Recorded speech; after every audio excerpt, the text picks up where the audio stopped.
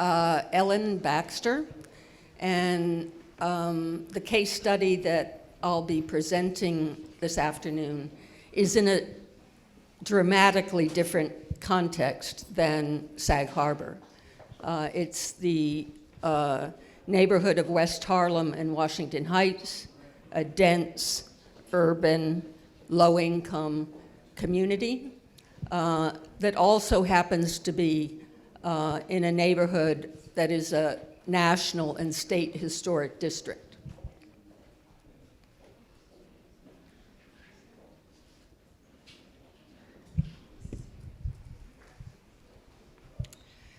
This image I took in 1980, and it's when a group of us brought a class action suit against Governor Carey and Mayor Koch on behalf of homeless people in the city of New York.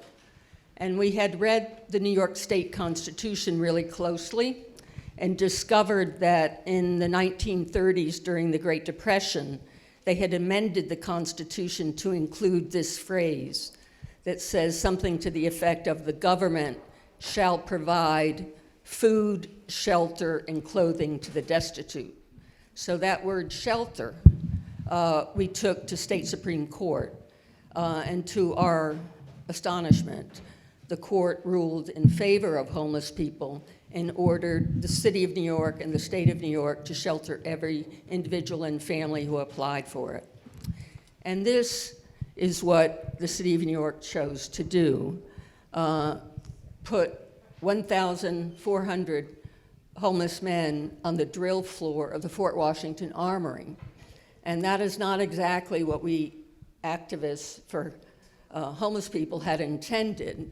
So it's that year that I established Broadway Housing Communities, a not-for-profit community housing developer who over time has learned to use the same tax credits that the developer who spoke before me described. The difference is that our mission is focused on individuals and families with children who are living below the poverty line or have been formerly homeless.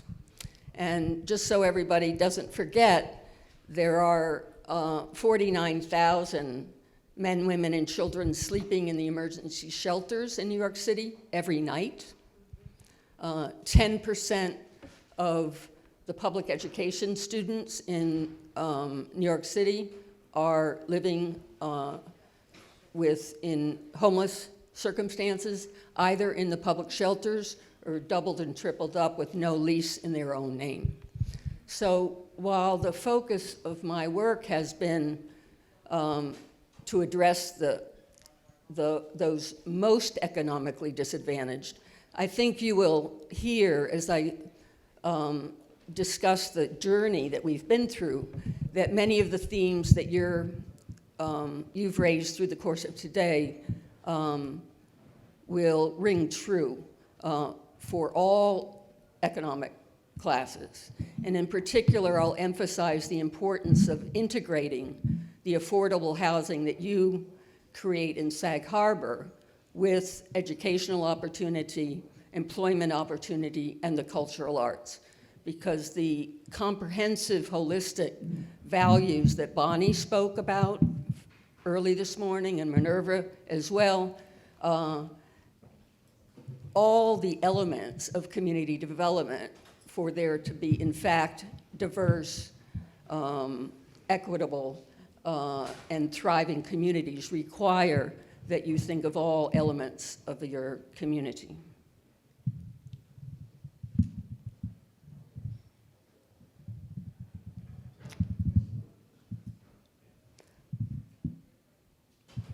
So over the years, I've focused all my work uptown in one community, because the advantage of working in one community that you have in Sag Harbor is you know everybody. So I know everybody in West Harlem and Washington Heights, the principals of the schools, the physicians that work in the emergency room, the captain of the police precinct. I have his cell phone number. And it's really helpful to create powerful communities by investing deeply and comprehensively. We started out creating supportive housing, and we're one of the pioneers who created that concept that you simply create housing for people, but then complement that housing with extra support. It could be social service support, it could be mental health supports, but in our case, we chose that all our supportive housing developments would be integrated, that we would have the young people, elderly people, people with physical disabilities, without, healthy, working, disabled, whatever. We figured we could house everybody.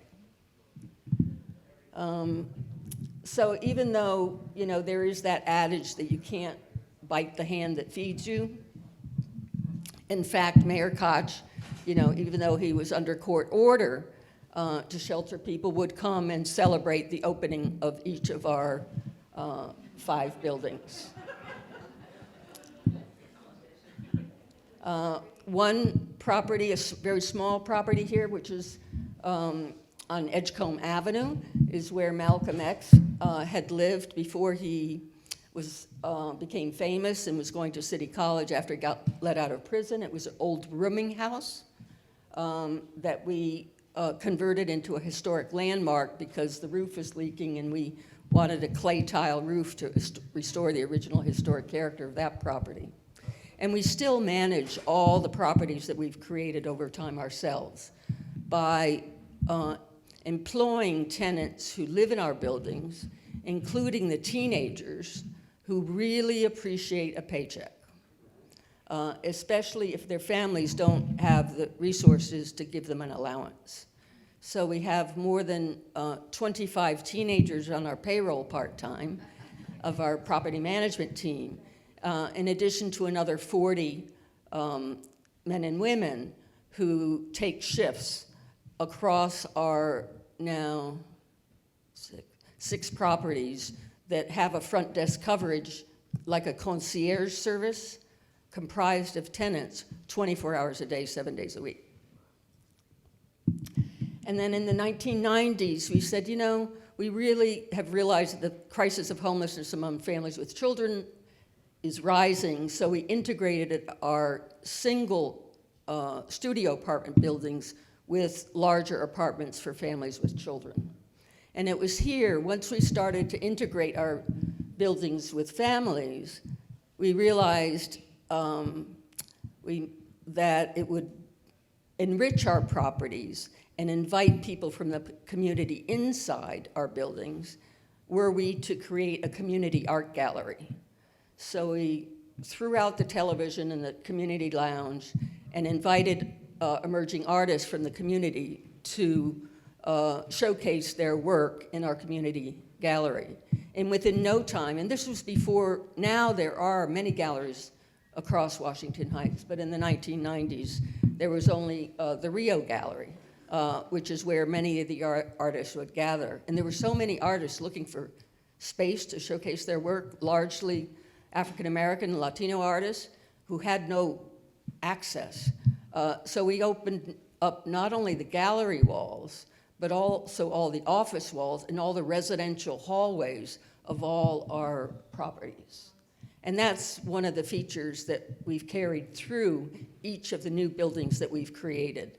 There is original art on all the residential floors.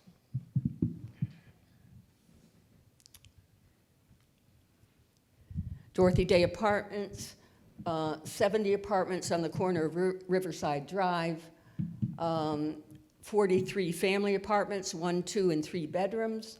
Poorer families tend to be larger, so you still need 3-bedroom apartments in the city of New York, and you just need to put in more tax credits. And in our case, it means bundling more sources of funding from every level of government, and also securing pro bono legal services. And we're thankful to Dean Stiffel here for having contributed to one of our pro bono projects. some of the kids, all these kids I know since they were in strollers, and all three of them are in college.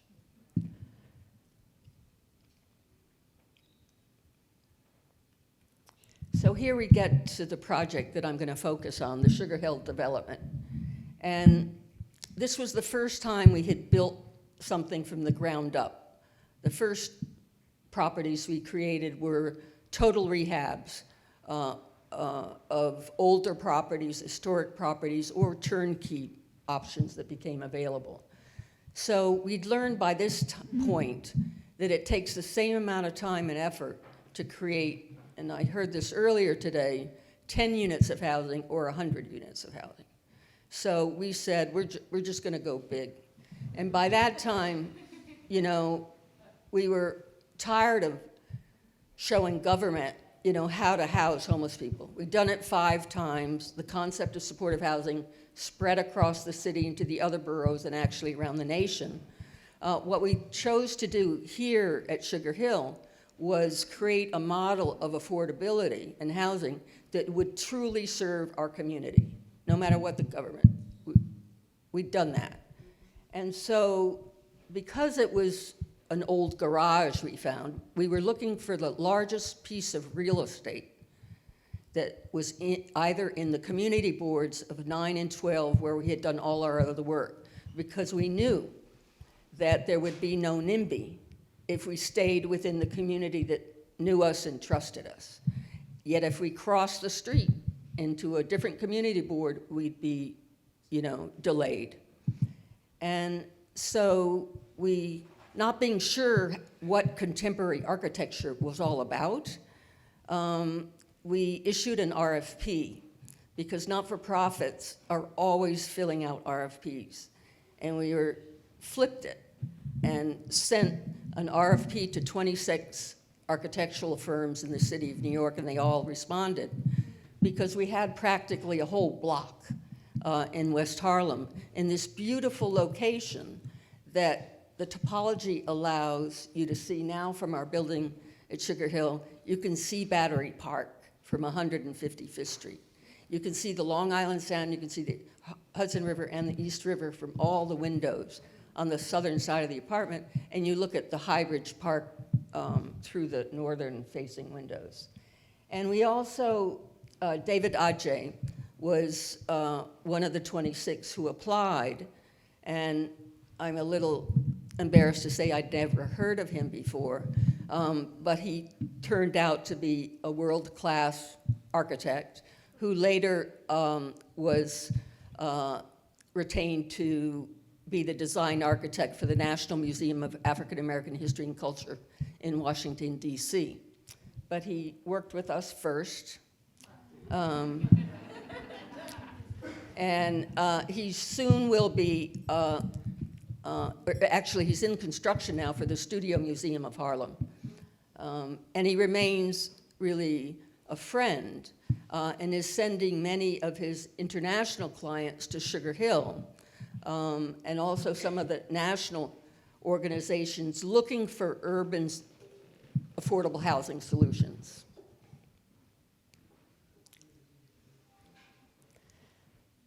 So 50% of the apartments in this building were set aside for residents of Community Board 9.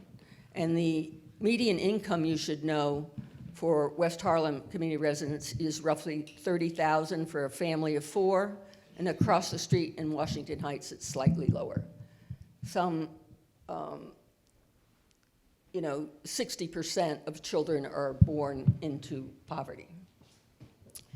So in addition to the 124 apartments that we built on top of the development, we created a preschool at the street level of the building. And it's quite unusual in Manhattan to have high quality early childhood in a low-income neighborhood at no cost to the families living in that neighborhood. And David Adjay was very attentive to the educators because he'd never designed a preschool before. And so he had to follow the teachers'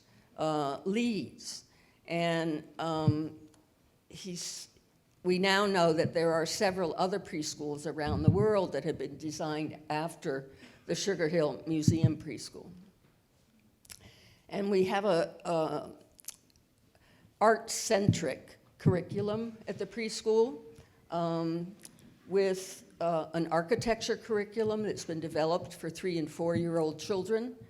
You'll notice the piece behind the children working is a painting created by one of our artists in residence, and she drew the profile of the girl, and then all the children, the teachers and their parents drew the hair, depending on what their hair is, gray, curly, straight, whatever. There are courtyards that span, you'll have to visit because it's hard to take good images of the architecture. The entire development is basked in light, inside and outside. There are courtyards with garden beds at 3 different levels of the development. It's really a beautiful place. It feels like an oasis in West Harlem, where the relationships between people, the standards of communication are just different. And it has a lot to do with the quality of the environment. So in addition to the preschool, because we had created 3 community art galleries in our other buildings, we had this backlog of artists who wanted to showcase their work. So those community artists really expected that we would create a gallery space in addition to the museum, because they were concerned that they were not going to be able to be shown in the museum. So in fact, on the 9th floor of the Sugar Hill development is a community art gallery, which converts into the place where the homework club meets and the financial literacy workshops take place.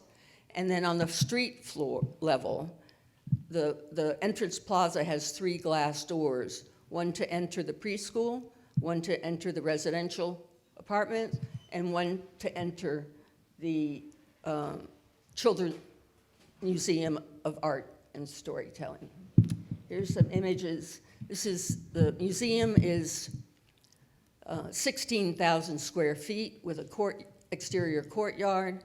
The Early Childhood Center's 12,000 square feet overall, 192,000 square feet. It costs $82 million from 13 sources. You know, we went to all the banks and all the tax credit, everyone on that list we also went to. This is Derek Forger, sort of a rather well-known contemporary artist who is also an artist in residence with us. That has been the cultural initiative that I believe has become the most mature program at the Sugar Hill development, because the artists in residence stay with us for a full year, and they get to know the names of the children. The children know all the artists by name. They know what kind of shoes they wear, what materials they work with, what they don't like. And there are also quiet spaces for children to read and storytelling in all its forms throughout. So I'm just going to end with this, and then I'll take some questions. This is our curator walking you through the new exhibitions. I think there's no... We're getting the sound. Okay.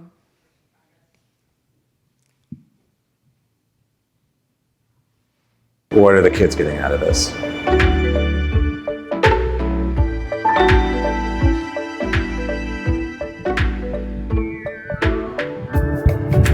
My name is Damian Davis. I'm the guest curator here at the Sugar Hill Children's Museum of Art and Storytelling. I'm really excited to be presenting 3 new exhibitions and a 4th presentation in the lobby. The first one is a show by Deb Willis called Meditations. And then we have a second show by Rachel Owens called The Hypogean Tip. I make sculpture for the most part, and I work in all kinds of materials. The show is called The Hypogean Tip, and hypogean means what's underneath the earth. So I'm kind of playing with that word, using it both literally in the case of the coal pieces, and then also sort of as a metaphor, speaking about this pretty radical kind of multi-ethnic enclave, which was located on the south side of Bridgeport, Connecticut in the 1820s. I think it's a really amazing story as a narrative to learn about these really radical people who were doing something super powerful at a time that maybe the kids can't even quite comprehend historically. I've been a photographer for over 40 years. I was invited by a professor at NYU to create a project that related to Joan Baez's last album. And he asked me to think about what song I'd like to respond to visually. And I said, I really love the song, The Civil War. I wanted to talk to a dancer, involve a choreographer. We talked about the idea of embracing loss. How do you imagine it with the body and movement? The other project is the Clothesline Project. I've been fascinated with Clothesline as a photographer, and the notion of community, of women talking over the fence, sharing stories. And then I wanted to use the portraits of the women that I found in historical places.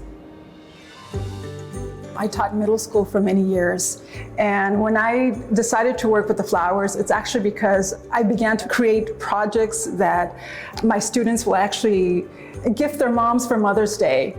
I hope that when people see the flowers, that they don't recognize that they are from the dollar store, because they are from the dollar store. But when you take them apart and you take all these different petals and reconfigure them, they completely change. Art is about transforming, and so you transform a material and you give it a new life, and it has a new breath and a new energy. It's going to be springtime, and I felt it's such a beautiful way to kind of introduce what's happening out in the natural world to actually bring it in to the museum as well. Here in the living room, we have our group exhibition called Face to Face, which features 4 artists: February James, Nina Chanel Abney, Hakeem Olayinka, and John Rivas. For someone who's 4 years old, who's been living with COVID for the majority of their life, we're having to grapple with the long-term effects of having the face obscured.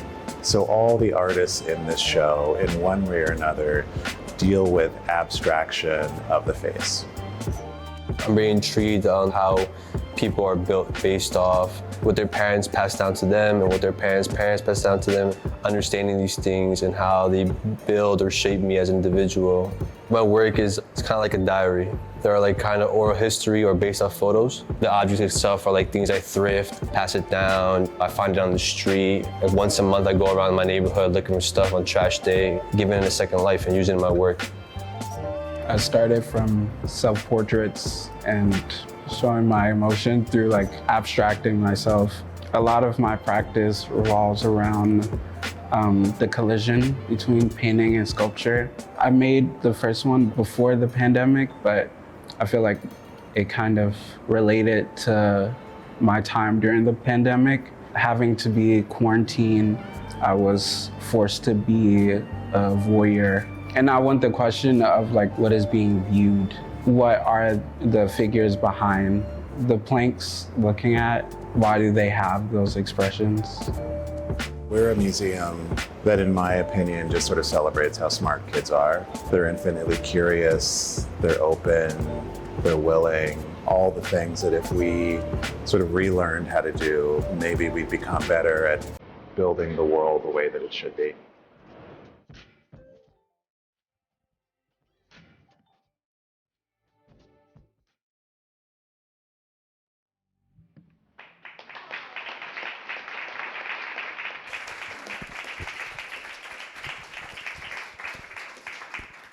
You guys know the drill. Hand wave.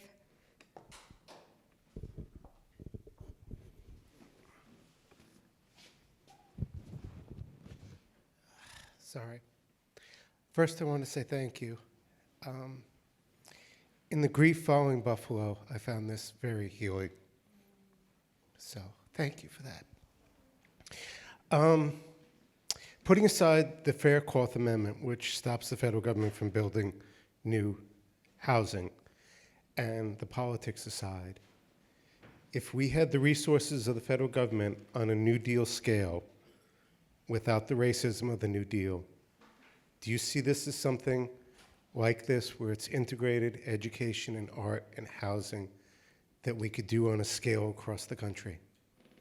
I really do, and you should understand that the federal tax credits is what built the core of all the residential building. And that's available so long as you have occupants who are below those numbers on the chart the fellow showed us earlier. The museum and the preschool and the garage that I forgot to tell you about were all built with federal new market tax credits. And they don't allow you to use new markets for residential. You have to do it for anything else. So this is actually the first cultural institution that was built with new market tax credits, because commonly only banks use that federal new market tax credit. And that's why you have drugstores all over the poor neighborhoods, because banks buy buildings, make it Rite Aid or CVS all over the place, and they get a lot of money for it. In our case, we took that same equity and we made the museum and we made the preschool, because it's impossible to find capital to build early education centers, whether you're wealthy or not. You just can't find the capital because it's not there. Yeah, but instead of having nonprofits having to stitch it together, Yeah. it seems to me we need this on a federal government type scale. I mean, you have incredible talent in what you've done, but that doesn't exist everywhere. Oh, it's not really talent, honestly. It's a word that we heard earlier today. It's about persistence. It's just the government gives you paper, you gotta fill it out correctly, and you send it back. And it's mountains of paper, but you just keep doing it, you know. And you don't have to understand all the details of the tax credits. You work with people who do understand. You work with architects who understand, you know, the principle of justice, you know, and it's more about the values that you're bringing to your affordable housing agenda here in Sag Harbor than it is expertise or talent. It really is not, I promise you. I don't even balance my checkbook.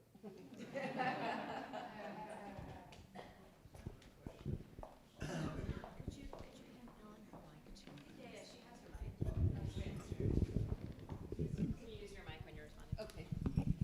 I have a question about your artist residency program. You say it's a year residence.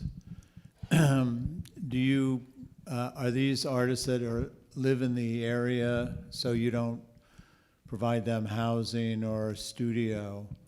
We do actually provide them a really great studio, which is in one corner of the museum, and they can close it off and they have 24-hour access to that studio, but we do not provide them housing because the income eligibility is so low to get into all our housing.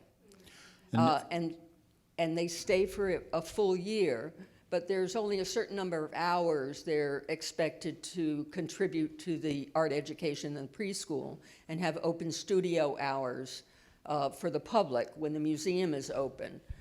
But it turns out that all the artists end up extending far more time because the children come to the museum to see them, you know, because they met them in the school and they want their mommies and their daddies to meet the artists that they made this work with. And the artist uses the same materials with their children, with the children, so they can see the parallels between the practice and the materiality very beautifully. And you know, when the pandemic hit, it really, you know, we had to close the museum. But all of the 5 artists in residence from the 5 prior years all came back and reopened the museum with a group show from all their work because they become attached, you know, to the children. And of course, all the children came back from years knowing that the artist that they spent so much time with was coming back home. Do the artists get a stipend or a salary or anything along those lines? They do get a stipend that now is somewhere between $15,000 and $18,000 annually. And there's one artist at a time? Yes, and we do a call to artists. You know, on the internet, we usually get about 55, 60, whatever. We have a panel of art professionals, a jury, you know, who whittles it down to about 9 finalists, and then the finalists need to go into the preschool for a demonstration project with each of the classes, and the children vote in terms of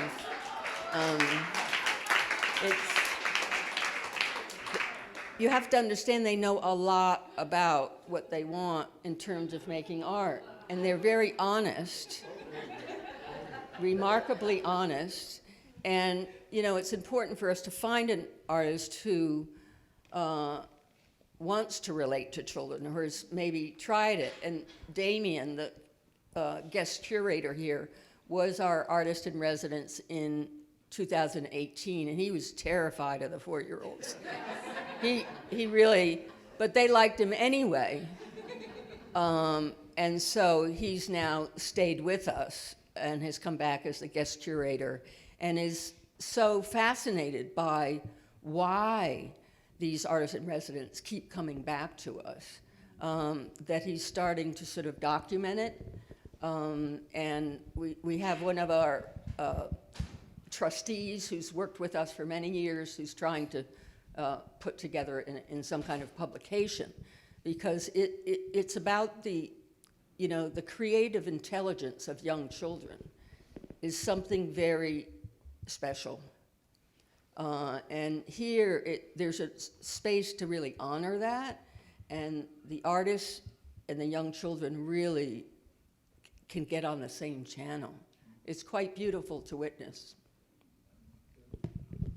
Do you have to have a certification? Sorry. Do you have to have some kind of certification to have kids in the building and some kind of, you know, supervision structure or something that goes through the whatever the system is? The preschool is highly regulated. You know, it's regulated by the Department of Health, the state of New York, the city of New York. We're audited 16 times annually for different little things. You know, so but it doesn't necessarily interfere. The museum is less regulated because people don't exactly know what to do with it. What kind of a museum is this? You know, it doesn't look like a children's museum. You know, it looks like a contemporary art museum. You know, so the Department of Education is just baffled. So they just monitor and audit the preschools. And all the housing is heavily regulated as well, with means testing and, you know, it's, but taking capital from the government is different from taking programmatic money from the government, because in that respect, they tell you what to do. But most of the money we assemble to do this sort of thing is all capital. And then we find other ways, either private philanthropy or a federal Head Start contract, operating our preschool so they can be free, universal pre-K. So it's a patchwork, you know, of funding sources, public, private. And we also have a silver LEED designation on the development as well. So thanks.